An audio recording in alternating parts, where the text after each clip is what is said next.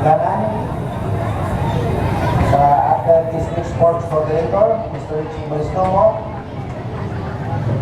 sa ating District Supervisor, ma'am, nawala ka dyan, in behalf, si Mr. Balistomo Waya, sa mga atlet, sa mga tinikanan, may na din agakan ng matanan.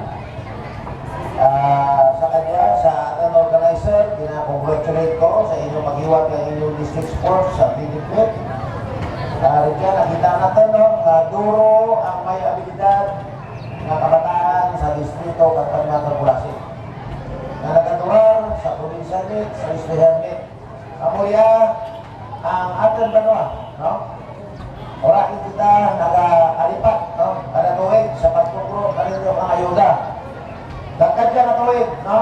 Nag-budget ang local government unit kalkulasi sa inyong sports program sa valor na 250,000 pesos. So, pagkamanan ko rin daon na kamo, nagabuyag ulo nyo, labi rin kita mga maestra nila, sa naramukan. So, ang real na budget, dinimuanan niya ang inyong district supervisor kang program design. So, ginasaylo rin ka rin nyo, bahala ka rin kamo kaya magasto. No? Ang amo rin ang katigan. Lagi na makita, sa bilog siguro na probinsya ng Tiki, ang Kulasi ang pinakaduro na school building. Diba? Dagat nakita ninyo, ang ating congressman, ang ating gobernador, tatako ngayon mayor, ang mura naman programa, ang edukasyon. Ang edukasyon, ang una sa tanan. Kagagridyan natin makita, kagagridyan natin matura, ang kinatawag na kapobrihan kang ating kaburuyo o natin kabataan, ating tanan, mapa-eskwela. Ang isarap rin na programa kang ating congressman, kang gobernador, kang mayor, ang pagbutang kang high school sa isla ng Pampatan. Yes.